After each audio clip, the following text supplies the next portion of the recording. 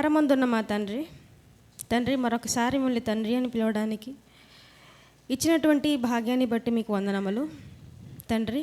మరి కూడి వచ్చిన మీ పిల్లలకు తండ్రి మీ మాటల్ని చెప్పుచుండగా తండ్రి నాకు కావలసిన సమయోచితమైన జ్ఞానాన్ని ప్రసాదించండి.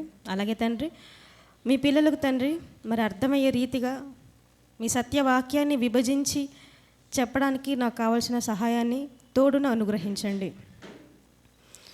ఈ మాటల్ని తండ్రి మీ పిల్లలు తండ్రి జాగ్రత్తగా విని గ్రహించి అర్థం చేసుకుని మిమ్మల్ని సంతోషపరిచి మహిమపరిచి మీరున్న లోకానికి చేరే అవకాశాన్ని భాగ్యాన్ని ఇక్కడున్న ప్రతి ఒక్కరికి ప్రసాదించమని కోరుకుంటూ క్రీస్తు వారి పుణ్యనామాన ఈ ప్రార్థన మిక్కిలి వినయంతో అడిగి వేడుకొనుచున్నాం తండ్రి.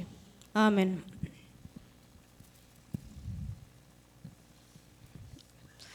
ప్రియమైన దేవుని వారులారా, కూడి వచ్చిన మీ అందరికీ ప్రభువైన యేసుక్రీస్తు వారి పేరట నా వందనాలు తెలియజేసుకున్నానండి. ప్రియులారా, ఈరోజు ఒక చక్కటి అంశాన్ని మరి మీతో పంచుకోవాలని ఆశపడుతున్నాను. అంశం పేరేంటంటే బ్రతికి చస్తావా చచ్చి బ్రతుకుతావా. మరి ముందుగా తెలియపరచబడిన విధంగా బ్రతికి చస్తావా చచ్చి బ్రతుకుతావా. ప్రియులారా, మరి సమాజాన్ని మనం ఒకసారి ఆలోచించినట్లయితేనండి, మనిషి ఎంతసేపు మన టైటిల్ యొక్క మొదటి ప్రశ్న మీదనే ఆధారపడి ఉన్నాడు. మన టైటిల్ మనం ఆలోచిస్తేనండి, బ్రతికి చస్తావా చచ్చి బ్రతుకుతావా. మనకు రెండు ప్రశ్నలు కనిపిస్తున్నాయి ఇక్కడ. సో బ్రతికి చావడం లేకపోతే చచ్చి బ్రతకడం. నేడున్న సమాజంలో మరి మనుషులందరూ దేని మీద ఎక్కువ ఫోకస్ చేస్తున్నారు ఈరోజు అని అంటే అది బ్రతికి చావడం. బ్రతికి చావడం గురించి మనుషులు ఎక్కువ ఆలోచిస్తున్నారండి. ఎందుకంటే చావు తర్వాత మరో బ్రతుకు ఉందని నేటి సమాజానికి తెలీదు. నేటి సమాజం ఎందుకు మన క్రైస్తవ్యానికి కూడా అది సరిగా తెలియదండి. ఇంకా కొంతమంది మూఢనమ్మకం అనుకుంటారు, కొంతమంది అయితే జన్మలు ఉన్నాయని చెప్తారు. ఇక్కడ మన పాఠం జన్మల గురించి కాదు, మరో జీవితం గురించి. మనకున్నది ఒకే జన్మ, ఇక్కడ మన పాఠం మరో జీవితం గురించి. సో ముందుగా ఆలోచించుకున్నట్లయితేనండి, బ్రతికి చావడం. ఈ బ్రతికినంతసేపు బ్రతుకుతున్నటువంటి ఈ 60-70 ఏళ్ళ ఈ జీవిత కాలంలో మనిషి ఎలా బ్రతకాలి అని అనుకుంటాడంటే సుఖవంతంగా బ్రతకాలి, ఏ కష్టాలు లేకోకుండా హాయిగా బ్రతకాలి అని అనుకుంటాడు. అనుకున్నాడు కాబట్టి మరి చిన్నప్పటి నుంచి మరి విద్యను అభ్యసించడానికి స్కూళ్ళకి కాలేజీలకి పంపిస్తారు. గ్రాడ్యుయేట్ అయ్యాక ఒక మంచి ఉద్యోగం కోసం ఒక కంపెనీలో జాబ్ వెతకడానికి పంపిస్తారు. జాబ్ దొరికాక జాబ్ చేసుకుంటూ మరి వచ్చినటువంటి ఆ జీతం నుంచి ఒక చక్కటి సుఖవంతమైన ప్రశాంతమైన జీవితాన్ని మనిషి బ్రతకాలి అని అనుకుంటున్నాడండి. మనిషి పొద్దున్న నుంచి సాయంత్రం వరకు దేనికోసం కష్టపడుతున్నాడంటే కూటి కోసం, ఆహారం కోసం, జానెడు పొట్ట నింపుకోవడానికి. అందుకే కూటి కోసం ఎన్ని విద్యలు అంటండి? కోటి విద్యలు. ఒక విద్య సరిపోదా? కోటి విద్యలు అంట. అది 60-70 ఏళ్ళ జీవితకాలానికి. 60-70 కూడా గ్యారంటీ లేదు, మళ్ళీ ఎప్పుడు పుట్టుకమంతామో తెలియదు మనకి. అంటే ఈ కొద్ది కాలానికి, ఈ కొద్దిసేపు బ్రతుకుతున్నటువంటి ఈ కాలానికి మనిషి చాలా ప్రయాసపడుతున్నాడు, చాలా చదువుకుంటున్నాడు, ఎన్నిటినో పరిశీలిస్తున్నాడు, ఎన్నిటినో కనుగొంటున్నాడు. కానీ అసలు తానెందుకు పుట్టాడన్న విషయానికి వచ్చేసరికి మాత్రం తెలీదు. ఎంతసేపు పుట్టాము కాబట్టి బ్రతకాలి, ఎలా బ్రతకాలి అనేది ఆలోచిస్తున్నాడు. కానీ ఎందుకు బ్రతకాలి, ఈ బ్రతుకునిచ్చింది ఎవరు అనే విషయం మనిషి తెలుసుకోలేకపోతున్నాడండి. అందుకే మరి సొలొమోను గారు ఒక మంచి మాటను ప్రసంగిలో అంటారండి. ఒకసారి మాటను చూసుకొని మనం పాటలోనికి వెళ్ళిపోదాం. ప్రసంగి గ్రంథం 6వ అధ్యాయం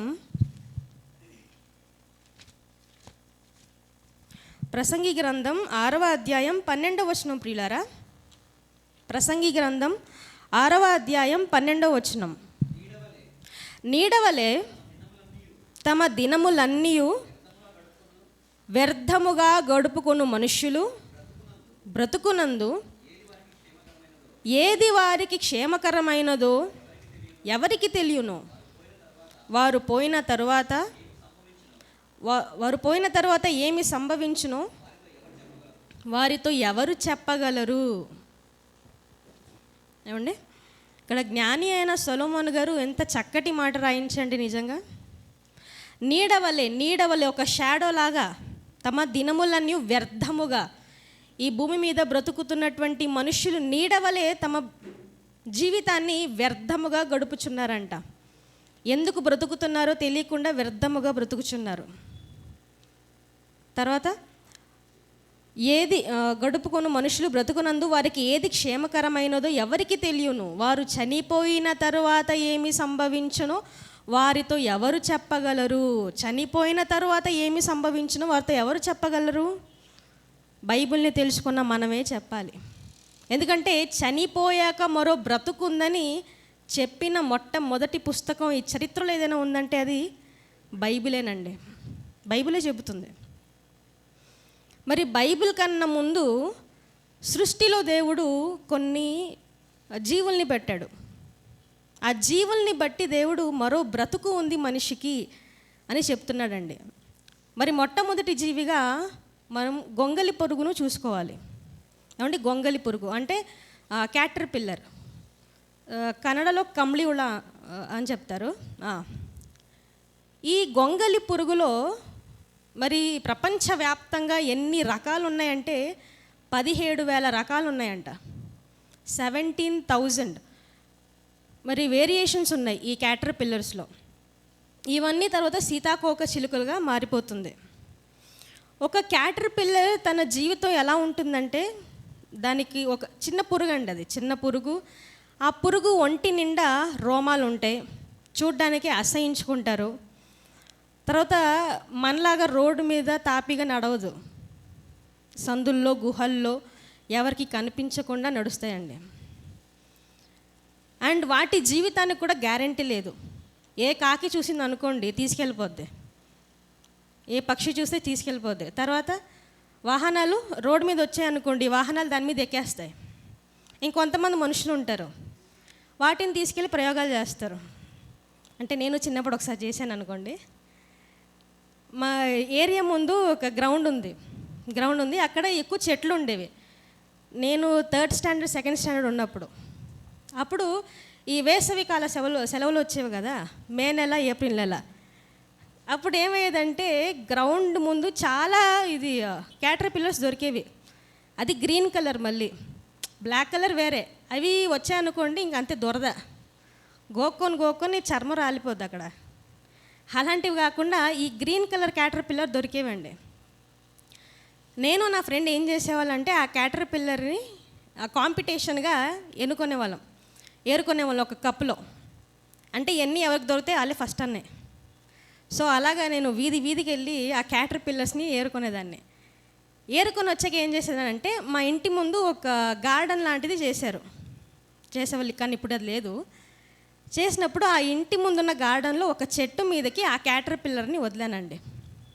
ఎందుకంటే నాకు అప్పటికి బయాలజీలో మాకు ఆ పాఠం అనేది నడుస్తుంది. ఒక క్యాటర్ పిల్లర్ ఎలాగ బటర్ఫ్లైగా మారుతుంది అనే పాఠం మాకు ఆల్రెడీ నడుస్తుంది. కానీ నన్ను ప్రాక్టికల్ చూడలేదు కదా. సో ప్రాక్టికల్గా చూద్దామని ఆ క్యాటర్ పిల్లర్ని తీసుకొని ఒక మొక్క మీదకి వదిలితే 3 ఏమో వదిలానండి. మరుసటి రోజు చూసేసరికి 2 మాయం. ఎవరు తీసుకుంటే నా ఫ్రెండ్ తీసుకెళ్ళిపోయాడు. సరే ఇంకొకటే క్యాటర్ పిల్లర్ ఉంది, ఇంకా దాన్ని చక్కగా భద్రంగా చూసుకున్నట్లయితే ఒక 3-4 డేస్ అది ఏం చేసిందంటే ఆ చెట్టు మీద ఉన్న ఆకులన్నీ తినేసిందండి. తర్వాత 5th డే ఏమైందంటే అది ఒక కొమ్మ మీదకి, ఒక స్టెమ్ మీదకి వెళ్ళి ఒక గూడు లాంటిది ఫామ్ చేసుకుంది. అంటే అదే ఫస్ట్ టైం చూడడం, అది విచిత్రంగా అనిపించింది. చూస్తే ఇంకా అది గ్రీన్ కలర్లో ఉంటుంది. అది గ్రీన్ కలర్, అది కక్కున్ అంటాం. అది 14 రోజులు ఉంటుంది.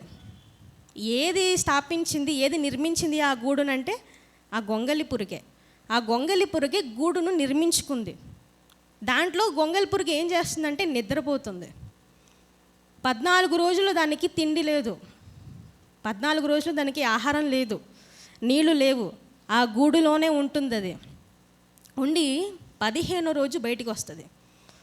15వ రోజు ఎలా బయటికి వచ్చిందంటే బ్లాక్ కలర్ బటర్ఫ్లై అండి అది. దాని మీద చిన్ని వైట్ స్పాట్స్, తర్వాత చివర్లో రెక్కల చివర్లో బ్రౌన్ కలర్ బార్డర్ కింద, తర్వాత వైట్ కలర్ బార్డర్. చాలా అందంగా ఉన్నది అది. ఫస్ట్ టైం ఆ బటర్ఫ్లైని అంత దగ్గరలో చూడడం. ఎందుకంటే నేను సామాన్యంగా బటర్ఫ్లై పట్టుకుంటే దాన్ని రెక్కలు సామాన్యంగా పీకేస్తాను. కానీ ఫస్ట్ టైం అది చూసినప్పుడు భలే అందంగా కనిపించింది. అది చాలా చిన్నగా భలే అందంగా కనిపించింది. కాకపోతే అప్పుడు దానికి బలం లేదు, ఎగరడానికి బలం లేదు. సో ఒక రోజు మొత్తం ఆ చెట్టులోనే ఉంది. మరుసటి రోజు ఏమైందంటే నేను చెయ్యి పెట్టినప్పుడు నా చెయ్యి మీదకి వచ్చిన తర్వాత దాన్ని వదిలేస్తే అది ఎగురుకుంటూ వెళ్ళిపోయింది. ఈ ఎగ్జాంపుల్ ఎందుకు చెప్పానంటేనండి, ఒక క్యాటర్ పిల్లర్ అంటే ఒక గొంగలి పురుగు ఒక చెట్టును ఎక్కి తాను ఒక గూడును నిర్మించుకొని ఆ గూడులో 14 రోజులు నిద్రపోతుందండి. ఏ తిండి ఆహారం ఏం ఉండదు, నీళ్ళేం ఉండదు. దాహం వస్తుంది కదా అని గూడు మధ్యలో బద్దలు కొట్టుకొని బయటకు వచ్చి కాస్త తినేసి వెళ్ళిపోదు. అది ఆ గూడులోనే ఉంటుంది. ఏమవుతుంది గూడులో అంటే అది నిద్రపోతుంది. ట్రాన్స్ఫర్మేషన్ ప్రాసెస్ అనేది ఆ గూడులో దానికి జరుగుతుంది. తర్వాత 15వ రోజు అది బటర్ఫ్లై కింద బయటికి వస్తుంది, ఒక సీతాకోక చిలుకగా బయటికి వస్తుంది.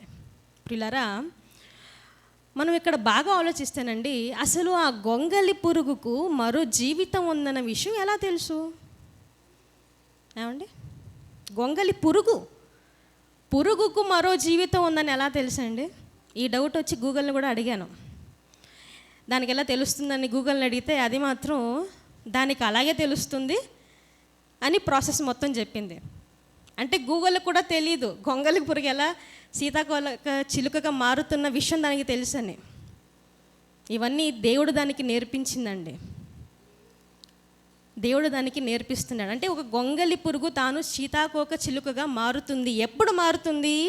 తాను గూడు కట్టుకొని 15 రోజులు దాంట్లో ఉన్నప్పుడు. సో ఇప్పుడు గూడు కట్టుకొని 15 రోజులు ఉండాలంటే తన మిగతా జీవిత కాలం అంతా అదేం చేయాలి? శ్రమ పడుతూ తన శరీరాన్ని భద్రంగా కాచుకోవాలి. అంతేగాని విచ్చలవిడిగా నన్ను ఎవరు చేస్తారులే అన్నట్టు తిరిగింది అనుకోండి, రోడ్ల మీద ఏమైపోతాయి? కాకులు ఎత్తుకెళ్ళిపోవడం, నాలంటోళ్ళు ఎత్తుకెళ్ళిపోవడం, ఇంకా బండి వెళ్ళిపోవడం, దాని మీద చావడం, ఇలా జరుగుతుంది. కానీ ఆ సీతాకోక చిలుకకి, ఆ పురుగుకి ఎంత జ్ఞానం ఆలోచించండి. నిజంగా తనకు రాబోయే జీవితం గురించి అది ఆలోచించి తన శరీరాన్ని భద్రంగా దాచుకుంటుంది. ఎన్నో శ్రమలు పడి దీనికి భద్రంగా దాచుకుంటుందండి. ఇది ఒక సీతాకోక చిలుక గురించిన విషయం. ఇది దేవుడు ప్రకృతిలో చూపించి మనకు నేర్పిస్తున్నాడు పాఠం.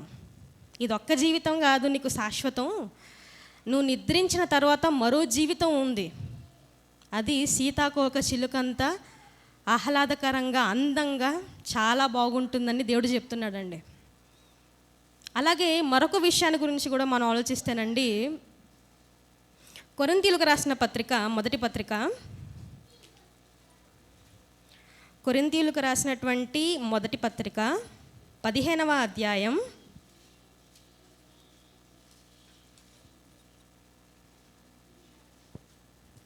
15వ అధ్యాయం ప్రియులారా 36 నుండి 37 వచనములు అండి. 36-37 వచనములు.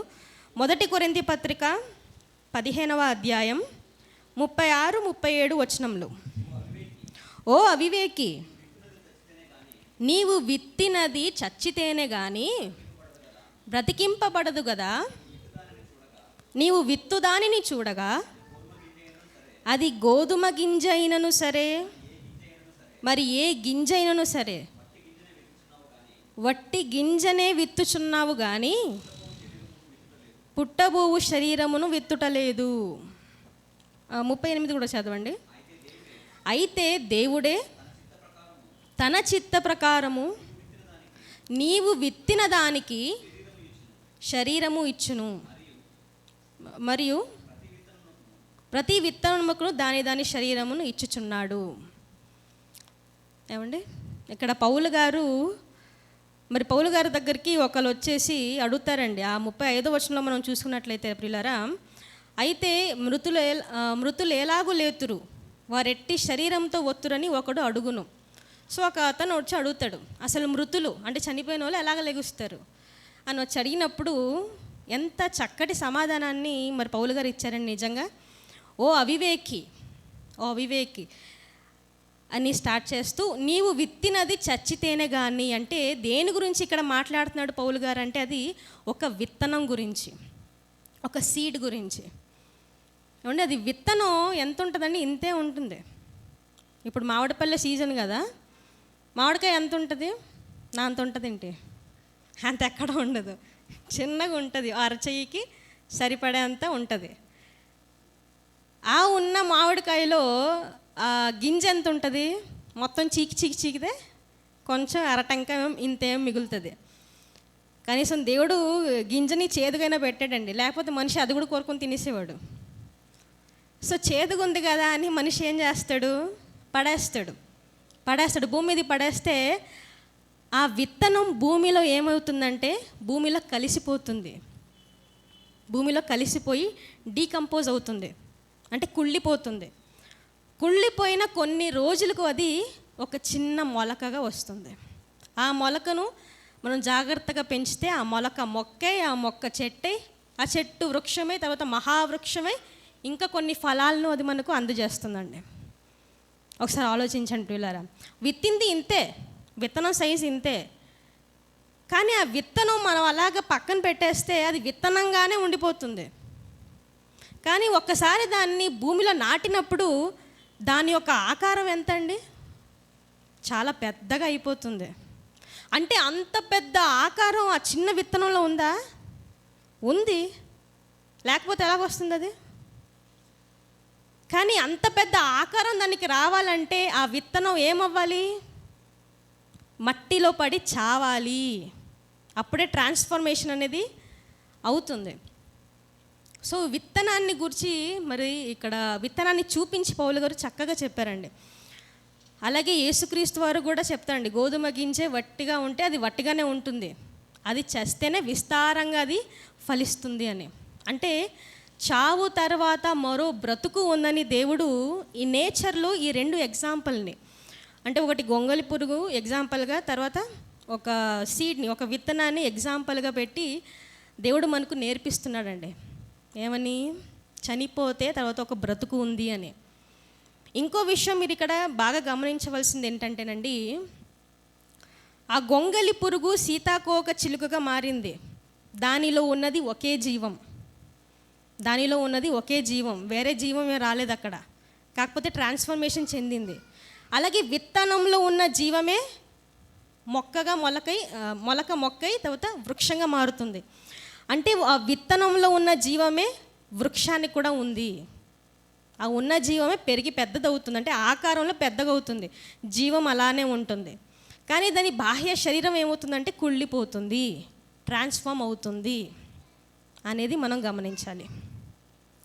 సో ఇన్ని మనం విన్నాక మన మనసులో సరే చనిపోతే బతుకుంది, ఫైన్, కానీ ఆ బ్రతుకు నేను చూడలేదండి, ఉన్న బ్రతుకును ఒకటి చూశాను కదా, హాయిగా బ్రతికేస్తాను, చక్కగా లగ్జరీగా బ్రతికేస్తాను, నాకు నచ్చింది చేస్తాను, నన్ను అడిగేవాడు ఎవడున్నాడు అని ఏమైనా అనుకుంటే, అలాంటి వారికి ఒక సందర్భాన్ని యేసుక్రీస్తు వారు చెప్తున్నారు. లూకాసు వార్త చూడండి ఒకసారి. లూకాసు వార్త 16వ అధ్యాయం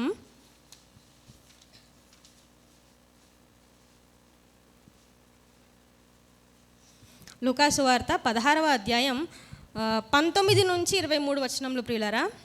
లూకాసు వార్త 16వ అధ్యాయం 19 నుంచి 23 వచనంలో అండి. ధనవంతుడు ఒకడు ఉండెను, నేను చదువుతానండి అది. అతడు ఊదారంగు బట్టలను సన్నపు నార వస్త్రములను ధరించుకొని ప్రతిదినము బహుగా సుఖపడుచుండెనంట. ఈ మనుష్యుడు, ఈ ధనవంతుడు ఏం చేస్తాడంటే అండి, ప్రతిరోజు బహుగా సుఖపడవచ్చు, మామూలు సుఖం కాదు, మళ్ళీ బహుగా సుఖపడవచ్చు, బ్రతికేవాడు. తర్వాత లాజరు అని ఒక దరిద్రుడు ఉండెను. వాడు కురుపులతో నిండినవాడి ధనవంతుని ఇంటి వాకిట పడి ఉండి అతని బల్ల మీద నుండి పడు రొట్టె ముక్కలతో ఆకలి కొనగోరెను. అంతేకాక కుక్కలు వచ్చి వాని కురుపులు నాకెను. ఆ దరిద్రుడు చనిపోయి దేవదూతల చేత అబ్రహాము రొమ్మున ఆనుకున్నట్టుకు కొనిపోబడెను. ధనవంతుడు కూడా చనిపోయి పాతి పెట్టబడెను. అప్పుడు అతడు పాతాళములో బాధపడుచు కనులెత్తి దూరం నుండి అబ్రహామును అతని రొమ్మున ఆనుకుని ఉన్న లాజరును చూచి. ఏమండి, ఇది మనం ఎప్పుడు చదువుకున్న రెఫరెన్సే, తెలిసిన సందర్భమే. ఇక్కడ మనం గమనించవలసిన విషయం ఏంటంటే 19వ వచనంలో ధనవంతుడు ఒకడు ఉన్నాడు, బాగా సంపాదించాడు, తన బ్రతుకు మొంతు సుఖంగా బ్రతకాలని బాగా కష్టపడి సంపాదించిన వాడు ఏం చేశాడంట, ఊదారంగపు బట్టలు అంటే ఆ కాలంలో చాలా కాస్ట్లీ వస్త్రాలని, సన్నపు నార వస్త్రములు ధరించుకొని ప్రతిదినము బహుగా సుఖపడుచుండెను. ప్రతిరోజు చాలా లగ్జూరియస్గా విలాసవంతమైన జీవితాన్ని అతను గడిపేవాడు. అలాంటి అతను ఒకరోజు చచ్చిపోయాడండి. చనిపోయి ఎక్కడికి వెళ్ళిపోయాడంట అండి, 23వ వచనంలో చనిపోయి ఎక్కడికి వెళ్ళిపోయాడంట, పాతాళములో బాధపడుచు. అంటే ఈ ధనవంతుడు ఏం చేశాడు, బ్రతికి చచ్చాడు. అర్థమైందా మీకు? ఈ ధనవంతుడు ఏం చేశారు, బ్రతికి చచ్చిపోయాడు. ఈ లోకంలో సుఖంగా బ్రతికి చచ్చిపోయాడు. అందుకే ఇప్పుడు ఏమనుభవిస్తున్నాడు, అక్కడ బాధను అనుభవిస్తున్నాడు. బ్రతికి చచ్చాడు వీడు, అందుకే బాధ వస్తుంది. నరకం అంటే ఏంటండి, రెండవ మరణం అంటే చావే. కాబట్టి బ్రతికి చస్తే మన పరిస్థితి ఏంటి, నిరంతరం మరణమే, మనకు నిరంతరం నరకంలోనే వెళ్ళిపోతాం. కానీ ఇప్పుడు మనం ఏం చేయాలి మరి, జీవించాలంటే ఏం చేయాలి, చచ్చి బ్రతకాలి. అది ఎలాగండి ఏమండి, బ్రతికి చావడం అంటే ఓకే, ఇప్పుడు ఎలాగో బతుకున్నాం, ఒక రోజు వెళ్ళిపోతాం, ఫైన్, అది ఓకే. కానీ చచ్చి బ్రతకడం అంటే ఏంటి, అది ఎలాగా అసలు, అది అర్థం కావాలంటేనండి మనం ఒక విషయాన్ని జాగ్రత్తగా గమనించాలి. మనం చనిపోయిన తర్వాత బ్రతకాలంటే ఈ జీవితం మొత్తం చస్తూ బ్రతకాలి. ఈ జీవితం మొత్తం చస్తూ బ్రతకాలి. ఇదే విషయాన్ని పౌలు గారు చెప్తారండి. మొదటి పత్రిక కొరింథీయులకు రాసినటువంటి మొదటి పత్రిక 15వ అధ్యాయం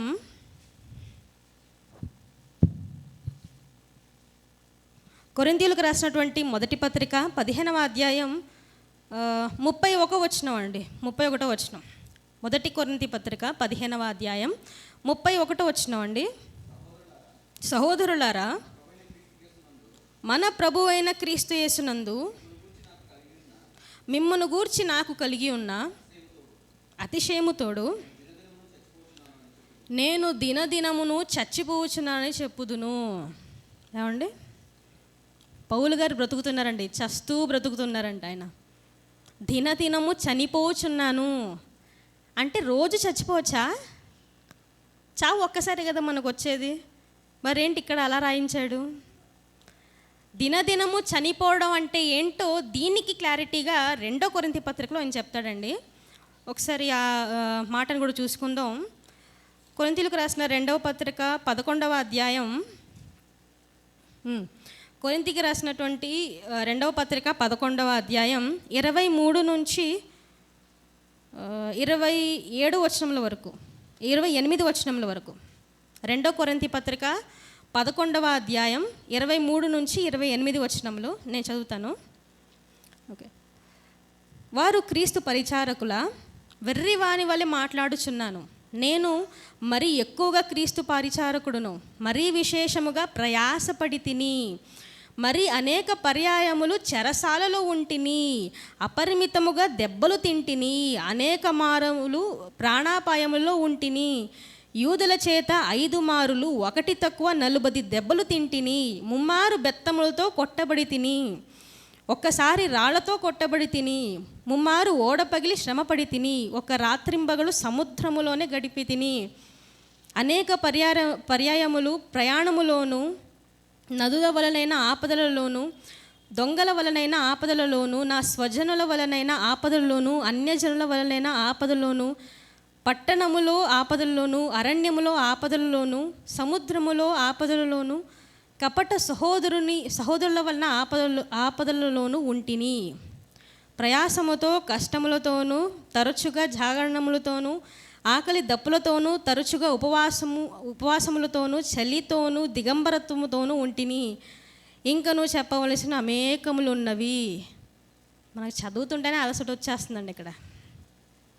అంటే అన్ని శ్రమలండి, ఎన్ని శ్రమలు చూడండి బాబోయ్. మరీ విశేషంగా ప్రయాసపడ్డాడండి. అపరిమితముగా దెబ్బలు తిన్నాడు. మన విషయానికి వస్తే ఒక్క దెబ్బైనా పడిందా ఇప్పటివరకు? క్రీస్తు విషయంలో ఒక్క దెబ్బైనా పడిందా అండి? అపరిమితముగా దెబ్బలు తిన్నాడు. తర్వాత అనేక మరులు ప్రాణాపాయములో ఉంటిని. ప్రాణాపాయాలు అంటే ప్రాణం పోతుంది అని అనుకుంటున్నాడు, తర్వాత మళ్ళీ దేవుడు కాపాడేస్తున్నాడు. అదే దినదినము చనిపోచు బ్రతకడం. అంటే చావును కళ్ళలో ఆయన చూస్తున్నాడు, అంత శ్రమను అనుభవిస్తున్నాడు, అంత వేదనకు ఆయన గురవుతున్నాడు, కానీ మళ్ళీ బ్రతికింపబడుతున్నాడు. పని ఉంది కదా మరి, దానికోసం బ్రతికింపబడుతున్నాడు. తర్వాత అపరిమితంగా దెబ్బలు తింటిని, అనేక మార్లు ప్రాణాపాయంలో ఉంటిని. యూదుల చేతు 5 మార్లు 1 తక్కువ 49 దెబ్బలు తింటిని. అంటే 39 దెబ్బలు ఒకసారికి. అలాగా 5 సార్లు తిన్నారంట. తర్వాత ముమ్మరు బెత్తంతో కొట్టారు, తర్వాత రాళ్లతో కొట్టారు. ఇది భయంకరం అండి బాబు, నిజంగా రాళ్లతో కొట్టడం భయంకరం. ఏమంటే మనం నార్మల్గా నడుచుకుంటూ వెళ్ళిపోతూ ఉంటాం, కొన్నిసార్లు చెప్పుల్లో అనుకోకుండా రాళ్ళు వెళ్ళిపోతుంది, చిన్న రాయి వెళ్ళిపోద్ది. అనుకోకుండా దాని మీద కాలేసాం అనుకోండి, ఎలాగుంటుంది? చాలా నొప్పి. ఎవరో ముళ్ళు పెట్టి కింద నుంచి గుచ్చినట్టు ఉంటుంది మనకి, చాలా నొప్పి. అలాగే ఎక్కడికైనా వెళ్తున్నాం అనుకోండి, ఏదైనా ఒకటి రాయి తగిలి మన గోరు లెగిసిపోయింది అనుకోండి, ఎలాగుంటుంది? భయంకరమైన నొప్పి. అమ్మ, నాన్న, తాత, నానమ్మ అని వంశం పేర్లు మొత్తం చెప్పేస్తాం ఆ నొప్పితో. ఒక చిన్న రాయి తగిలినందుకే అంత బాధ. ఇక్కడ పౌలు గారు రాళ్లతో కొట్టబడ్డారంట. కేవలం కాళ్ళకి కాదు, శరీరానికి ఆయన రాళ్లతో కొట్టబడి, ఒక సందర్భంలో అయితే రాళ్ళతో కొట్టేసి ఈయన చనిపోయాడులే అని అనుకుని ఈడ్చుకొని వెళ్ళిపోతారండి. ఈడ్చుకొని వెళ్ళి ఊరు అవతల పడేస్తారు. ఆయన మరుసటి రోజు లేచి వచ్చి మళ్ళీ ఆ పట్టణానికి వచ్చి బోధ చేస్తాడు. ఏమంటే అన్ని శ్రమలు పడినా ఆయన ఏ రోజు దేవుణ్ణి ద్వేషించలేదు, ఏ రోజు దేవుని నుంచి దూరంగా వెళ్ళిపోలేదు. కారణం ఏంటి? చావుని కళ్ళెదురు చూసిన ఆయన దేవుణ్ణి వదులుకోలేదు. దానికి కారణం ఏంటంటే చనిపోయిన తర్వాత మరో బ్రతుకు ఉంది కాబట్టి. ఆ బ్రతుకుని నేను స్వతంత్రించుకోవాలి, నాకు కావాలి అని అంటే ఈ బ్రతుకులో నేనేం చేయాలి? చచ్చే అంతగా నేను శ్రమల్ని అనుభవించాలి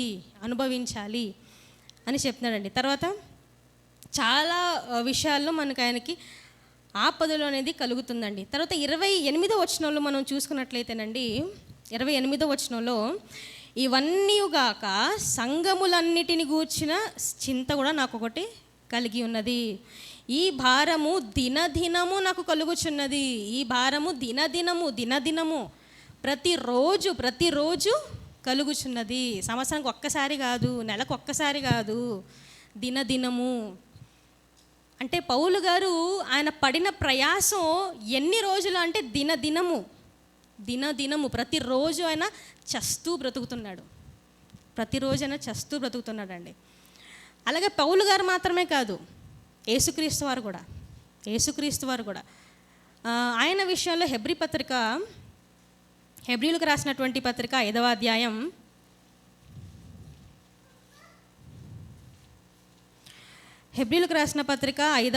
7వ వచనం అండి.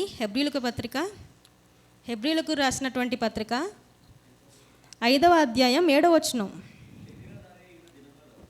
శరీరధారి అయ్యున్న దినములలో మహారోదనముతోనూ కన్నీళ్లతోనూ తన్ను మరణము నుండి రక్షింపగలవానికి ప్రార్థనలను యాచనలను సమర్పించి భయభక్తులు కలిగి ఉన్నందున ఆయన అంగీకరింపబడెను. ఏమండి, యేసుక్రీస్తు వారు కూడా తన జీవితం అంతా ఎలా ఉందంటే అండి, మహారోదన, శరీరధారి ఉన్న దినములలో మహారోదనతోనూ కన్నీళ్లతోనూ, ప్రతిరోజు కన్నీళ్ళు, ప్రతిరోజు మహారోదన ఆయనకు లభిస్తుంది. అంటే ఆయన కూడా చాలా శ్రమ పడ్డాడు. ఆయన కూడా దినదినము చనిపోయి బ్రతికాడు. ఏమండి, అంత శ్రమలు పడ్డాడు కాబట్టి యేసుక్రీస్తు వారు ధైర్యంగా ఒక మాట అనగలిగారు. ఏంటో తెలుసా? యోహాను సువార్త 17వ అధ్యాయంలో, యోహాను సువార్త 17వ అధ్యాయం 4-5 వచనములండి. యోహాను సువార్త 17వ అధ్యాయం 4-5 వచనములండి. చేయుటకు నీవు నాకు ఇచ్చిన పని నేను సంపూర్ణముగా నెరవేర్చి భూమి మీద నిన్ను మహిమపరిచితిని. తండ్రి, లోకము పుట్టక మునుపు నీ యొద్ద నాకు ఏ మహిమ ఉండెనో ఆ మహిమతో నన్నిప్పుడు నీ యొద్ద మహిమపరచుము. ఏమండి, యేసుక్రీస్తు వారు చెబుతున్న మాటలు ఇవి. చేయుటకు నీవు నాకు ఇచ్చిన పనిని నేను సంపూర్ణముగా భూమి మీద నెరవేర్చి నిన్ను మహిమపరిచితిని. అంటే దేవుని పనిని యేసుక్రీస్తు వారు కంప్లీట్గా నెరవేర్చారు. దేవుని పిల్లల కోసం వాక్యం చెప్పడం, దేవుని గురించి చెప్పడం, ఇతర సువార్త నిమిత్తం ఇతర గ్రామాల్లోకి వెళ్ళడం, వారి నుంచి వచ్చినటువంటి అవమానాలు, అపవాదాలు ఇవన్నిటినీ యేసుక్రీస్తు వారు భరించారు. తర్వాత మన కోసం ఆయన ఏం చేశారు? సిలువనెక్కారు. అండి, ఎన్ని అవమానాలండి బాబు యేసుక్రీస్తు వారికి. అందరి ముందు ఆయన బట్టలు లాగేసి కొరడాలతో కొట్టారండి సిలువ ఎక్కించక ముందు. అవమానం కదా అది. అంత అవమానం భరించాడు. తర్వాత పిడిగుద్దులు గుద్దారు. అది మళ్ళీ ముసిగేసి గుద్ది నేను ఎవరు కొట్టారు కొంచెం గెస్ చేయని చెప్పేవాళ్ళు. అవమానం. తర్వాత మొహం మీద ఉమ్మేశారు. అవమానం. సిలువేశారు. సిలువేసి అక్కడ కూడా మరి పక్కలో పొడిచారండి, చంపేశారండి. అంటే అంత అవమానాన్ని యేసుక్రీస్తు వారు భరించాడు. అంత అవమానాన్ని భరించాడు. ప్రతిరోజు చావు యొక్క శ్రమలను ఆయన భరించారు కాబట్టి ధైర్యంగా ఒక మాట అన్నాడండి. ఏంటిది? 5వ వచనంలో, తండ్రి, లోకము పుట్టక మునుపు నీ యొద్ద నాకు ఏ మహిమైతే ఉండెనో. అంటే లోకం పుట్టక ముందు యేసుక్రీస్తు వారు ఎక్కడున్నారు? పరలోకంలో ఉన్నారు. కాబట్టి ఇప్పుడు నేను భూమి మీదకి వచ్చి నీ పనులన్నిటినీ చాలా చక్కగా అన్నిటిని నెరవేర్చాను. కాబట్టి ఇప్పుడు నన్ను మళ్ళీ నువ్వు పరలోకానికి చేర్చుకో, ముందున్నటువంటి మహిమను నాకు కనపరచు అని చెప్తున్నాడు. పిల్లరా, ఇక్కడ మనం జాగ్రత్తగా గమనిస్తే యేసుక్రీస్తు వారు దేవుని కోసం చనిపోయాడు కాబట్టే బ్రతికింపబడ్డాడు. చచ్చి బ్రతుకుతావా, బ్రతికి చేస్తావా? చచ్చి బ్రతికాడు ఆయన. దేవుని కోసం ఆయన చచ్చిపోయాడు కాబట్టి దేవుడు ఆయన ఏం చేశాడు? మళ్ళా బ్రతికించాడు ఆయన్ని. కాబట్టి మరో బ్రతుకు మనకు కావాలి, అది నిత్యము జీవించడం. ఏమండి, మనం ఒకసారి జనరల్గా ఆలోచించుకుంటేనండి, ఈ 60-70 ఏళ్ళ జీవితకాలానికే చాలా కష్టపడతాం. మనం కష్టపడితే కానీ మనకు కడుపు నిండదు. అది 60-70 ఏళ్ళ జీవితకాలానికే. కొద్దిగా ఉన్న ఈ జీవితకాలానికి ఇంత కష్టపడుతున్నాం. మరి నిత్యము జీవించాలంటే ఎంత కష్టపడాలి? ఏమండి, నిత్యము జీవించాలంటే ఇంకెంత కష్టపడాలి? చచ్చేంతగా కష్టపడాలి.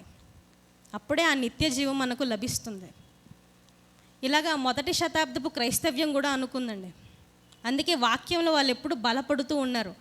ఎంతటి శ్రమలు వచ్చినా వేరే ప్రాంతాలకు వాళ్ళు వెళ్ళిపోయినప్పటికీ అక్కడ సైలెంట్గా ఉండిపోలేదు. దేవుని యొక్క సువార్తను ప్రకటించారు. దేవుని సువార్త ప్రకటించినందుకు ఇక్కడ హింసలు వచ్చాయి.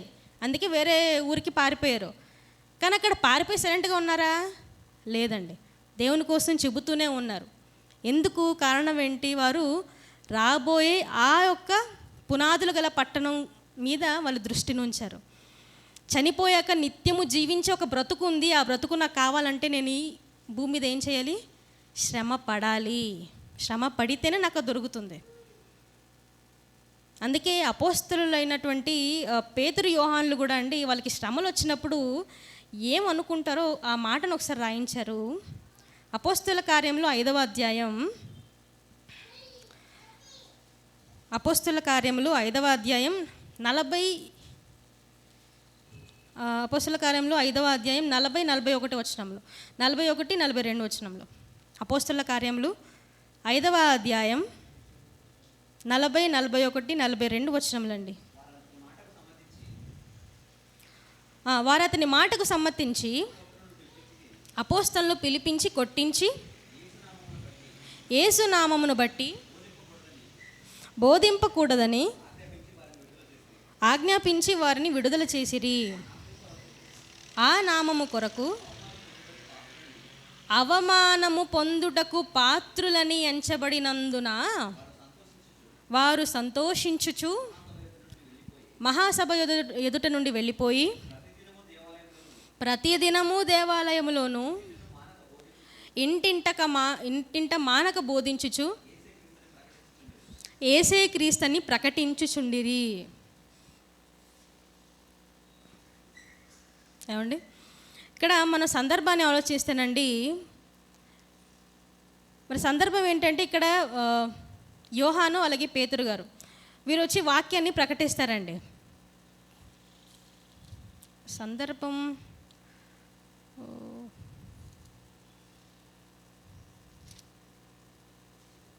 కుంటివాడిని బాగుపరచడమా ఈ సందర్భం? మూగవాడినా? లేదు లేదు లేదు, ఈ సందర్భం అడుగుతున్నాను. కుంటివాడినా? ఓకే, అక్కడ దేవాలయం ఎదుట ఉన్నటువంటి కుంటివారిని వీళ్ళు అద్భుతాలు చేసి బాగుపరుస్తారండి. బాగుపరిచినందుకు వీరిని శాస్త్రులు పరిశీలి తీసుకొచ్చి మహాసభ ఎదుట నిలిపించి మరి వారిని కొట్టిస్తారు, బాగా కొట్టిస్తారండి. కొట్టించినప్పుడు వీరు ఏం చేస్తారంటే 40 వచనంలో వారు అతని మాటకు సమ్మతించి అపోస్తలులను పిలిపించి కొట్టించి వారు ఏం చేశారు? మంచి కార్యమే చేశారు. దేవుని గురించి ప్రకటించారు, దేవుని నామాన్న అద్భుతాన్ని చేశారు. అద్భుతం చేసినందుకు వీళ్ళు ఏం చేస్తారంటే పిలిపించి కొట్టించి అంట, సన్మానించలేదు, దండ వేసి దండం పెట్టలేదు, కొట్టించారు. కొట్టించి ఈ నామమును బట్టి అంటే యేసుక్రీస్తు వారి నామమును బట్టి మీరు ఎక్కడ కూడా బోధింపకూడదని ఆజ్ఞ చేశారు. మాట చెప్పలేదు, ఆర్డర్ చేశారు. చేసి విడుదల చేశారండి.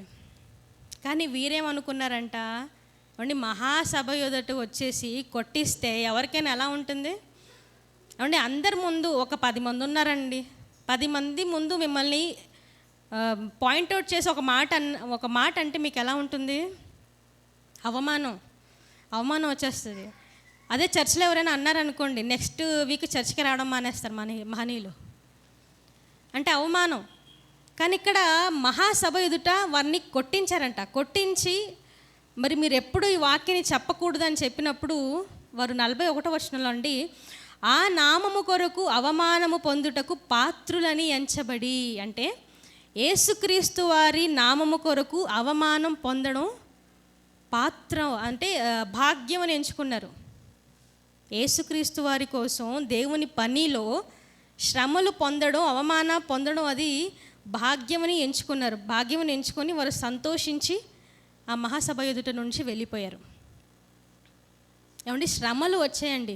అపోస్తలులకి శ్రమలు వచ్చినప్పుడు వారు దేవుణ్ణి ద్వేషించలేదు, దూషించలేదు, ఇంకా ఆనందపడ్డారు.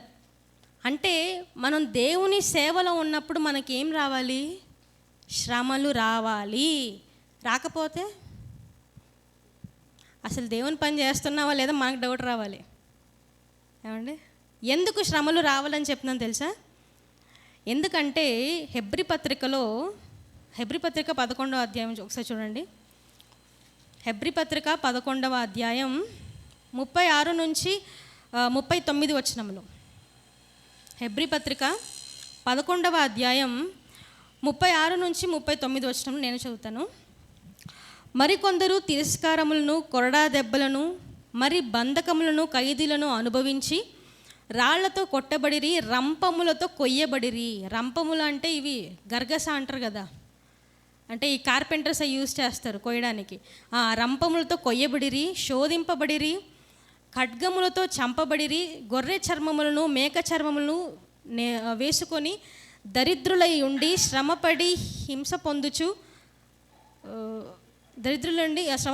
పొందుచు అడవులలోను, కొండల మీదను, గుహలలోను, సొరంగులలోను తిరుగులాడుచు సంచరించిరి. అట్టి వారికి ఈ లోకము యోగ్యమైనది కాదు. ఏమండి, దేవుని కోసం మనం నిజాయితీగా బ్రతికితే సమాజం ఏం చేస్తుందంట? సమాజం చెప్తున్నాను, సమాజం, క్రైస్తవ్యం కాదు, సమాజం. ఈ అన్యజనులు కానీ సమాజం కానీ ఏం చేస్తుందండి? ద్వేషిస్తుంది, దూషిస్తుంది, తర్వాత కొరడా దెబ్బలు పడతాయి, చంపేస్తారు కూడా. ఎందుకు ఇవన్నీ చేస్తున్నారంటే కారణం ఏంటి? 39వ వచనంలో ఒక అద్భుతమైన మాట అండి అది. నిజంగా 39వ వచనంలో ఏమంటున్నారు అక్కడ? లేదు 38 చివరి మాట, క్షమించండి, 38 చివరి మాట. అట్టి వారికి ఈ లోకము యోగ్యమైనది కాదు.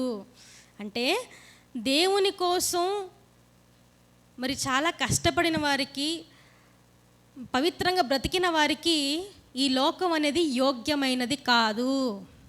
ఏం చేస్తారు? దేవుని సేవలో ఉన్న వాళ్ళని చంపేస్తారు, హింసించేస్తారు. ఏమంటే ఈరోజు లైవ్లో కూడా తాతయ్య చూపించారు కదండి. అంటే పెద్ద ఆయన కరపత్రాలు పంచుతున్నాడు. అది పెద్దవాళ్ళు కూడా కాదు,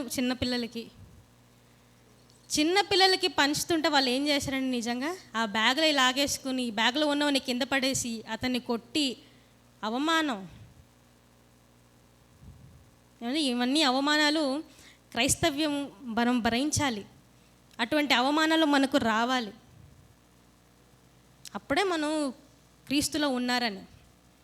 ఏ శ్రమలు లేవండి, మాకు సుఖంగా ఉన్నామండి అని అంటే దేవుని సేవలో లేరని అర్థం. ఎందుకంటే దేవుని సేవలో నిజాయితీగా ఉంటే మనకు అలాంటి శ్రమలు అనేవి వస్తాయి.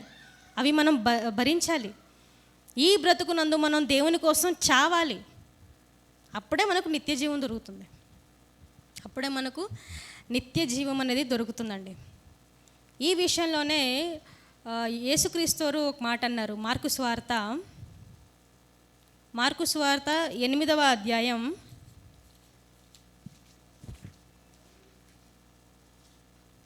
35వ వచనం అండి.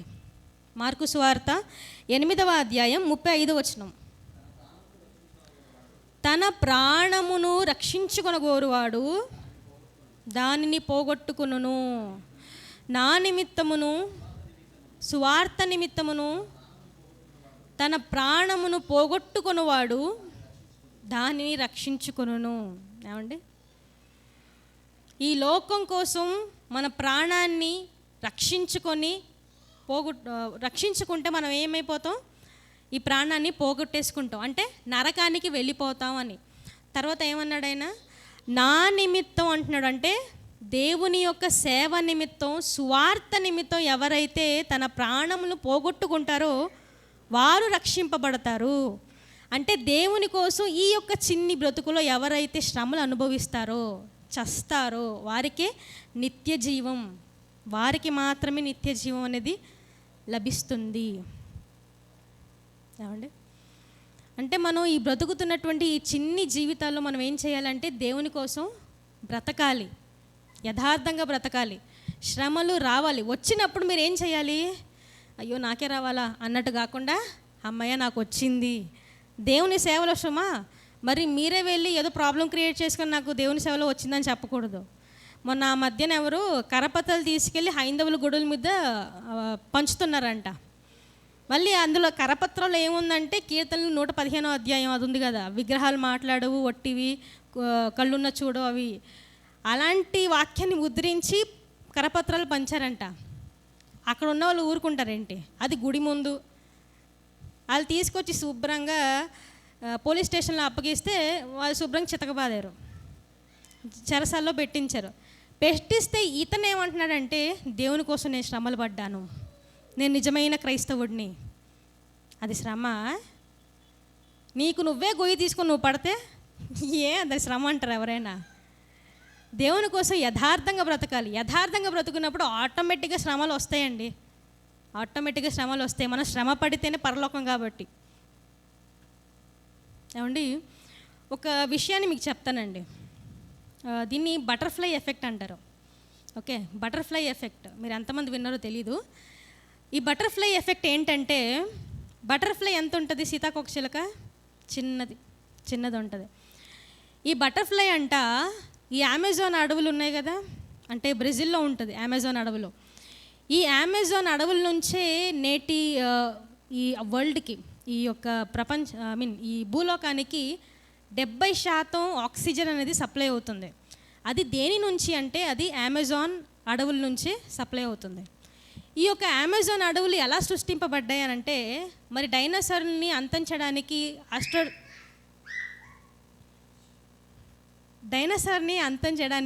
ఆస్ట్రాయిడ్స్ వచ్చాయని శాస్త్రవేత్తలు చెప్పారు కదండి. ఆ వచ్చిన ఆస్ట్రాయిడ్స్ ఏవైతే ఉన్నాయో అవి భూమిని ఢీకొట్టడం వలన ఈ డైనోసార్లు అవి అంతరించిపోయినాయి. ఆ ఆస్ట్రాయిడ్ ఢీకొట్టిన చోటే అమెజాన్ అడవుల కింద మారిపోయింది. ఆ అమెజాన్ అడవుల నుంచే నేడు మనం పీలుస్తున్నటువంటి ఆక్సిజన్ అనేది లభిస్తుంది అని చెప్పారు. సో ఇక్కడ ఏంటంటేనండి, ఈ అమెజాన్ అడవుల్లో ఉన్నటువంటి ఇది సీతాకోక చిలుకలు ఉంటాయి కదా, ఈ సీతాకోక చిలుకలు బ్రెజిల్లో తమ రెక్కలను ఆడిస్తే అమెరికా ప్రాంతంలో టెక్సాస్ అనే ఊరిలో తుఫాన్ అనేది ఏర్పడుతుందంట. వింతగా ఉంది కదా. కాదు, బటర్ఫ్లై ఎంత అండి, ఎంత అమెరికాలో టెక్సాస్ ప్రాంతం ఎంత చాలా పెద్దది. అక్కడ ఇది టొర్నేడో అనేది ఏర్పడుతుంది. కారణం ఏంటి అని అంటే ఈ ఏమంటారు, ఈ సీతాకోక చిలుకలు దాని రెక్కలు ఊపడం వలన. దీన్నే బటర్ఫ్లై ఎఫెక్ట్ అంటారు. అంటే పాసిబుల్ ఉందని చెప్తున్నాను, ఇప్పటివరకు జరగలేదు. దీనికి తుఫాన్ రావడానికి చాలా కారణాలు ఉన్నాయి. అలాగే వెదర్స్ కూడా ఇప్పుడు మనం వెదర్ రిపోర్ట్లో చూసుకుంటాం కదా, అది మనకేమీ ఒరిజినల్ అంటే స్టేబుల్ ఇది కాదు. క్షణానికి వెదర్స్ మారుతూనే ఉంటుంది. దానికి కారణం ప్రకృతిలో జరిగేటువంటి ఇటువంటి ఏమంటారు పరికర్యలు, అంటే ఇటువంటి కార్యక్రమాలు. ప్రకృతి అనేది ఒక వెబ్ లాంటిది, ఒకదానికి ఒకటి చాలా లింకులు ఉంటాయి అన్నమాట. ఒకటి ఏది చేసినా దీని ఎఫెక్ట్ వేరే చోట ఉంటుంది. దీన్ని బటర్ఫ్లై ఎఫెక్ట్ అంటారు. అంటే చిన్న తప్పు వలన పెద్ద పెద్ద సమస్యలు వచ్చేస్తాయి. దీనికి ఒక ఉదాహరణగా మొదటి ప్రపంచ యుద్ధం తెలుసు కదండి. మొదటి ప్రపంచ యుద్ధం అది ఎలా స్టార్ట్ అయింది తెలుసా? ఎలా స్టార్ట్ అయింది? మొదటి ప్రపంచ యుద్ధం ఎలా స్టార్ట్ అయిందంటేనండి, ఒక అతను రాంగ్ రూట్లో వెళ్ళడం బట్టి. నమ్ముతారా? ఒక అతను రాంగ్ రూట్లో వెళ్ళడం బట్టి ఆ దేశం యొక్క ప్రెసిడెంట్ ఆ కారులో కూర్చున్నాడు. ఆ డ్రైవర్ ఏం చేశాడు, తిన్నగా వెళ్ళకుండా రాంగ్ రూట్లో వెళ్తాడు. వెళ్ళినందుకు వేరే ప్రాంతం వాడు బర్గర్ తింటున్నాడు. మళ్ళీ ఆ రోడ్డు పక్కన కూర్చుని పాపం హాయిగా బర్గర్ తింటున్నాడు. శత్రు దేశం ప్రెసిడెంట్ వచ్చాడు కదా అని వీడేం చేశాడు, తుపాకు తీసి కాల్ చేశాడు. కాల్చినందుకే వారం రోజులుగా మొదలైంది అది యుద్ధం. తర్వాత మొదటి ప్రపంచ యుద్ధంగా మారిపోయింది అది, ప్రపంచ యుద్ధంగా. ఏమండి, ఒకవేళ ఆ డ్రైవరే అటువైపు తిరగకుండా అంటే రాంగ్ రూట్లో వెళ్ళకుండా తిన్నగా వెళ్ళింటే ప్రపంచ యుద్ధమే జరిగేది కాదు. అంటే చిన్న మార్పు ఎంత పెద్ద సమస్యని కొనిపెట్టింది చూడండి ఇక్కడ. అలాగే ఇంకొకటి కూడా, రెండో ప్రపంచ యుద్ధం ఎలా స్టార్ట్ అయింది తెలుసా?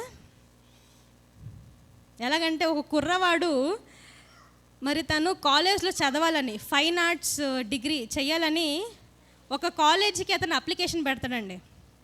ఒక అప్లికేషన్ని పెడతాడు.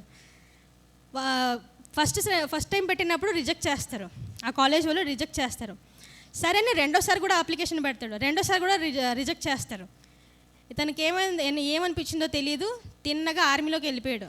జర్మనీ ఆర్మీలోనికి చేరిపోయి బాగా బలం తెచ్చుకొని రెండో ప్రపంచ యుద్ధం మొదలెట్టాడు. ఎవరతను? మహనీయుడు హిట్లర్. కాదు, అతను అప్లికేషన్ పెట్టినప్పుడు ఆ కాలేజు యాక్సెప్ట్ చేసి ఉంటే రెండో ప్రపంచ యుద్ధమే అయ్యేది కాదు, అంతమంది యూదులు చచ్చేవాళ్ళు కాదు. నిజంగా అండి, చిన్న చిన్న విషయాలు మనకు ఆశ్చర్యం అనిపిస్తుంది, కానీ చిన్న చిన్న విషయాలే ఎంతోమంది జీవితాల్ని మార్చేస్తుంది. అలాగే ఇంకో విషయం, ఒక శాస్త్రవేత్త మరి బాగా తినేసాడు. ఒక ప్లేట్లో ఏదో వేసుకొని బాగా తినేసి అతనికి ప్రయాణం అవ్వడానికి టైం అయిపోతుంది. సో ఏం చేశాడు, ఆ ప్లేట్ తోమకుండా అలాగ పెట్టేసి తన ల్యాబ్లో ఆ ప్లేట్ పెట్టేసి వెళ్ళిపోయాడు. కొన్ని రోజుల తర్వాత, ఒక నెల రోజుల తర్వాత మళ్ళీ బ్యాక్ వచ్చేసరికి ఆ ప్లేటుని చూశాడు. ప్లేటుని చూస్తే అక్కడ బూజు అనేది ఫార్మ్ అయ్యింది. సరే అని తీసుకెళ్ళి ల్యాబ్లో పరిశోధన చేశాడండి. పరిశోధన చేసినప్పుడు వాడికి ఏం తెలిసింది, ఆ బూజు ఏర్పడిన ప్రాంతంలో బ్యాక్టీరియా అంతా చచ్చిపోయింది. దాని చుట్టూ తర్వాత బూజు లేని ప్రాంతంలో బ్యాక్టీరియా బ్రతికే ఉంది. సో ఈ బూజు వలన అతను ఏం చేశాడంటే పెన్సిలిన్ని కనుగొన్నాడు. ఆ బూజు బ్యాక్టీరియా వలన పెన్సిలిన్ని కనుగొన్నాడు. అంటే ఒక ప్లేట్ కడగకుండా వదిలిపెట్టేస్తే పట్టిన బూజు నుంచి అతను ఏం కనుగొన్నాడు? పెన్సిలిన్ని కనుగొన్నాడు. ఆ పెన్సిలిన్ ఎంతో లక్షల మంది యొక్క ప్రాణాలని కాపాడింది. చిన్న చిన్న విషయాలండి. అలాగే ఇది ఎందుకు చెప్పానంటే మన జీవితంలో కూడా ఈ బటర్ఫ్లై ఎఫెక్ట్ అనేది అప్లై అవుతుంది. ఇదే విషయాన్ని పౌలు గారు హెబ్రీ పత్రికలో చెప్తారు. చూడండి ఒకసారి. హెబ్రీ పత్రిక 12వ అధ్యాయం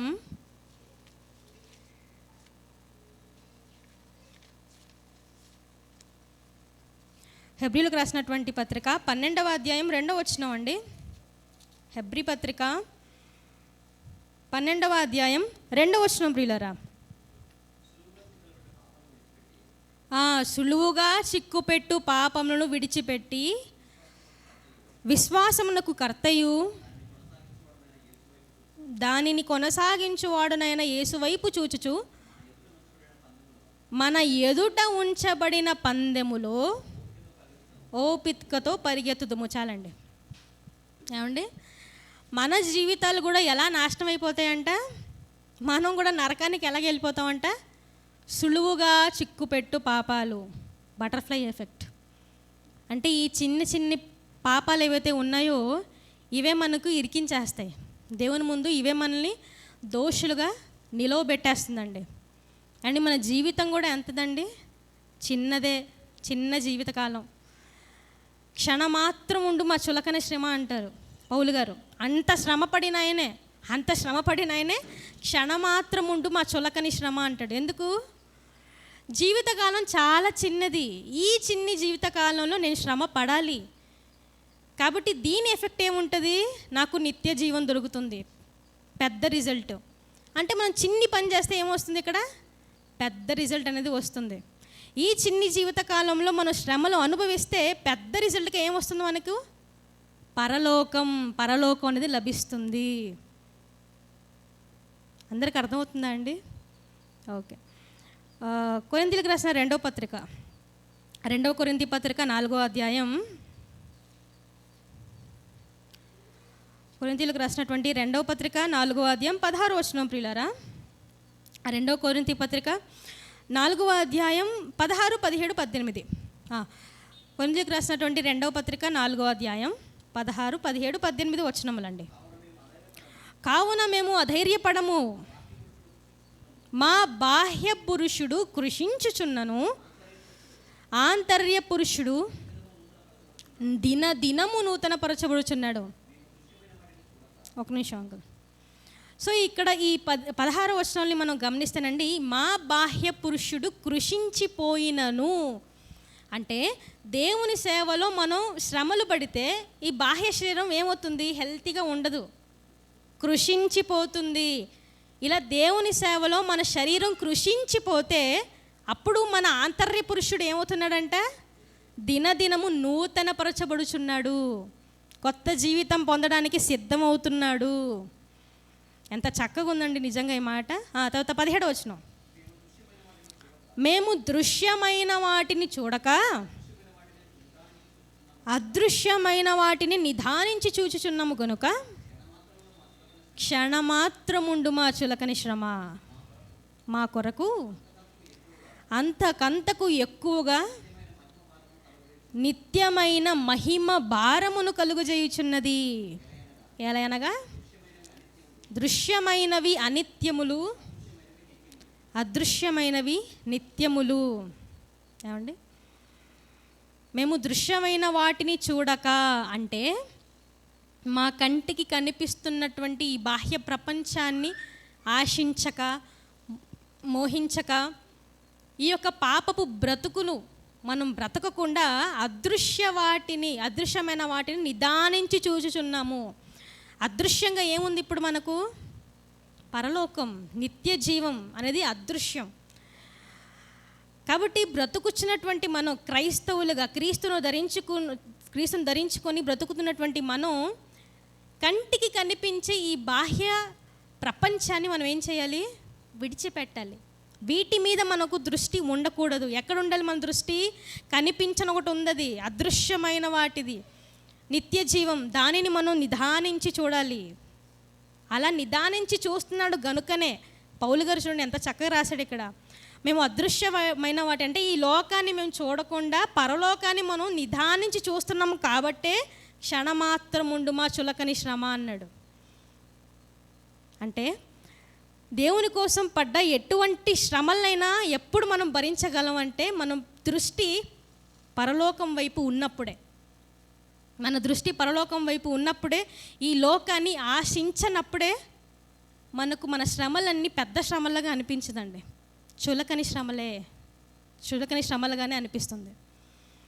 కాబట్టి మనం ఈ జీవితంలో ఈ భూమిలో బ్రతుకుతున్నాం. ఎలా బ్రతకాలి? బ్రతికి చావాలా, చచ్చి బ్రతకాలా? బ్రతికి చావాలా, చచ్చి బ్రతకాలా? బతికి చేస్తే ఏమవుతుంది? నరకానికి వెళ్ళిపోతాం. కాబట్టి ఇప్పుడు మనం చచ్చి బ్రతకాలి. మళ్ళీ ఆ జీవితం అనేది అసలు దానికి లెక్కలు లేవు, అంటే దానికి టైం లేదు. ఎంత జీవితకాలం అని చెప్పలేము. నిత్య జీవం అంటే నిత్యము జీవించేది, అనంతమైనటువంటి జీవం అది. కాబట్టి ఆ యొక్క నిత్య జీవం మనకు దక్కాలంటే మనం ఈ భూమి మీద దేవుని కోసం బ్రతుకుతూ శ్రమలు అనుభవిస్తూ చస్తూ మనం బ్రతకాలి. అప్పుడే మనకు ఆ నిత్య జీవం అనేది లభిస్తుంది. ఇంత చెప్పినా నా వల్ల కాదండి. కనిపించని ఆ యొక్క పరలోకం కోసం నేను అసలు చూడను కూడా లేదు, ఏమీ లేదు, దానికోసం ఇంత కష్టపడిన న్యాయమా అని చాలామంది అనుకుంటారేమో. ఏమంటే చనిపోతే మరో బ్రతుకుందని చెప్పడానికి యేసుక్రీస్తు వచ్చారండి బాబు. నిజంగా ఏమండి, ఆ పక్షి ఏమంటది పురుగు, ఆ గొంగలి పురుగుకి ఎవరు చెప్పలేదు నువ్వు దాన్ని గూడులోకి వెళ్ళి నిద్రిస్తే నీకు మరో బ్రతుకుంది అని ఎవరు చెప్పలేదు. కానీ అది తెలుసుకుంది. మనిషికి చెబుతున్నా వినట్లేదు. ఏమన్నా చెప్పండి, పెద్ద దద్దమంటే ఈడే.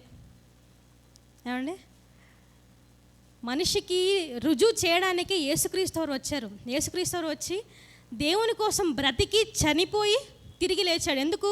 మరో బ్రతుకుందని చెప్పడానికి రుజువు చేశాడండి. అందుకే ఇప్పటివరకు సమాధి ఖాళీగా ఉంది. సమాధిలో యేసుక్రీస్తు వారు లేదు. ఎందుకు? బ్రతికింపబడ్డాడు, చనిపోయి బ్రతికాడు. ఆయన చనిపోయి బ్రతికాడు. అలాగే మనము కూడా ఈ శరీరాన్ని విడిచిపెట్టేస్తాం. విత్తనం భూమిలో పడితేనే మొక్కగా మారుతుంది. అలాగే ఈ దేహం అనే విత్తనం భూమిలో పడాలి అంటే చావాలి, చస్తేనే మరో బ్రతుకు వస్తుంది. ఆ జీవితం అనేది అక్షయమైన జీవితం. క్షయమైనది కాదు, నాశనం అయ్యేది కాదు, నాశనం కానిది, అక్షయమైనటువంటి జీవితం. ఏమండి, ఒక గొంగలి పురుగు ఎలాగైతే నిద్రపోయి తన ట్రాన్స్ఫార్మ్ అవుతుందో సేమ్ మనిషి జీవితం కూడా సేమ్ అండి. ఇప్పుడు మనం బ్రతుకుతున్నాం, కొన్ని రోజులేకే చచ్చిపోతాం, చచ్చిపోయాక పాతి పెట్టబడతాం. అంటే నిద్రపోతున్నాం, మన నుంచి జీవం వెళ్ళిపోయింది, శరీరం నుంచి జీవం వెళ్ళిపోయింది అంతే. ఆత్మకు చావులేదు, ఆత్మకు చావులేదు. అంటే నిద్రపోతున్నాం. ఆ గొంగలి పురుగు ఎలాగైతే తన గూడులో నిద్రపోతుందో సేమ్ మనిషి కూడా అలాగే నిద్రపోతాడు. తర్వాత యేసుక్రీస్తు రెండో రాకడలో ఏమవుతుంది? ఆ జీవం అనేది మరలా శరీరానికి వచ్చి ఈ శరీరం అక్షయ శరీరంగా మారిపోయి కొత్త జీవితాన్ని పొందుకుంటుంది. ఇంతటి మహాజ్ఞానం ఎందులో ఉందండి? బైబిల్లో వ్రాయబడింది, మహాజ్ఞానం గ్రంథం. మనం ఇంత చెప్పినా నా వల్ల కాదు, నేను బతకను అని అంటే, అలా అనుకునే వారికి ఒక మాటను చూసి ముగించేస్తాను. లూకాసు వార్త 12వ అధ్యాయం, లూకాసు వార్త 12వ అధ్యాయం 19-20 వచనములు ప్రియులారా. లూకాసు వార్త 12వ అధ్యాయం 19-20 వచనములు. నా ప్రాణముతో, ప్రాణమా, అనేక సంవత్సరములకు విస్తారమైన ఆస్తి నీకు సమకూర్చబడి ఉన్నది. సుఖించుము, తినుము, త్రాగుము, సంతోషించుమని చెప్పుకొందుననుకొనెను. అయితే దేవుడు, వెర్రివాడా, ఈ రాత్రి నీ ప్రాణం అడుగుతున్నారయ్యా, నీవు సిద్ధపరిచిన ఎవరగవును అని అతనితో చెప్పాను. ఏమండి, బ్రతికి చచ్చేవాడి పరిస్థితి ఇలాగన్నమాట. ఆ బ్రతికేవాడు ఏమనుకుంటున్నాడంట? బాగా సంపాదించి పెట్టాను, సో ప్రాణమ్మా నువ్వు బ్రతికున్నన్ని రోజులు తినుము త్రాగుము సంతోషించుము అని అనుకున్న నెక్స్ట్ క్షణమే దేవుడు చెప్తున్నాడు, రే నీ ప్రాణాలు అడుగుతున్నారా బాబోళ్ళు, నీ ప్రాణాలు అడుగుతున్నారు, తీసేయమని అడుగుతున్నారు. అంటే మనం దేవుని కోసం ఈ భూమి మీద బ్రతకకపోతే మన ప్రాణాలు తీసేయమని కొంతమంది అడుగుతున్నారన్నమాట. ఎవరా మహనీయులు? మనం కోసం ప్రాణం పెట్టిన మహనీయులే వాళ్ళు. ప్రకటన గ్రంథం 6వ అధ్యాయం 9వ వచనం. ప్రకటన గ్రంథం 6వ అధ్యాయం 9వ వచనం ప్రియులారా, 10వ వచనం అండి, 10వ వచనం క్షమించండి. ప్రకటన గ్రంథం 6వ అధ్యాయం 10వ వచనం. వారు నాథా సత్యస్వరూపి పరిశుద్ధుడా ఎందాక తీర్పు తీర్చకయు మా రక్తము నిమిత్తము భూనివాసులకు ప్రతిదండన చెయ్యకయు ఉందువని బిగ్గరగా కేకలు వేసిరి. ఏమండి, ఇంత వాక్యం విని మనం దేవుని కోసం బ్రతకకపోతే మన కోసం అంటే మన ప్రాణాలని ఎవరు అడుగుతారంట? చనిపోయిన నీతిమంతులు మీ ప్రాణాలను అడుగుతున్నారు ఇప్పుడు. సో ఈ మాటల్ని విన్నటువంటి మనం ఏం చేయాలి? దేవుని కోసం ఇప్పటి నుంచైనా బ్రతకడం ప్రారంభించాలి. దేవుని పనుల్లో వచ్చేటువంటి ఆ శ్రమలను మనం అనుభవించాలి. దేవుని కోసం బ్రతకకపోతే మన ప్రాణాలు ఎవరు అడుగుతారు? చనిపోయిన నీతిమంతులు అడుగుతున్నారు.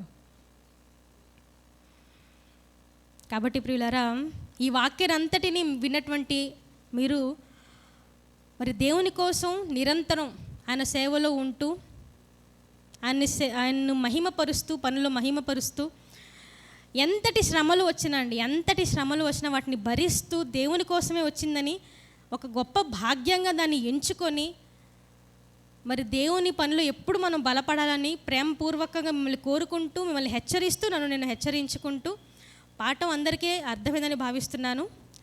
చిన్న ప్రార్థనతో ముగించేసుకుందామండి.